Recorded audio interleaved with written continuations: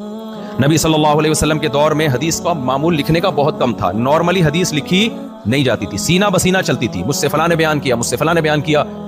تو تابعین کا جو پہلا دور ہے اس وقت تک حدیث کو لکھنے کی اور کتابوں کی شکل میں مرتب کرنے کی ضرورت محسوس بولو نہیں. لیکن کیا ہوا, جھوٹی حدیثیں بھی آنا شروع ہو گئیں. اب جب تک صحابہ تابعین کا یعنی قریبی دور تھا نا, اس وقت تک ان کو پتا تھا یہ صحیح ہے, یہ غلط ہے, یہ حدیث واقعی اوتھینٹک ہے, یہ غلط ہے. لیکن جب اسلام پوری دنیا میں پھیلا ہے, افریقہ تک چلا گیا, فرانس تک چلا گیا, آپ اندازہ لگاؤ, یورپ تک چلا گیا, اس وقت پھر ایسے لوگوں کو نہیں چھوڑا جا سکتا تھا. تو عمر بن عبدالعزیز نے خط لکھا بڑے محدث کے نام, انظر ما کان من حدیث رسول اللہ, بھائی نبی صلی اللہ علیہ وسلم کی جو بھی حدیث ہے ان کو ریٹن فارم میں لے کر آنا شروع کرو. اب حدیث کس میں ہوگی؟ کتابوں کی شکل میں ہوگی.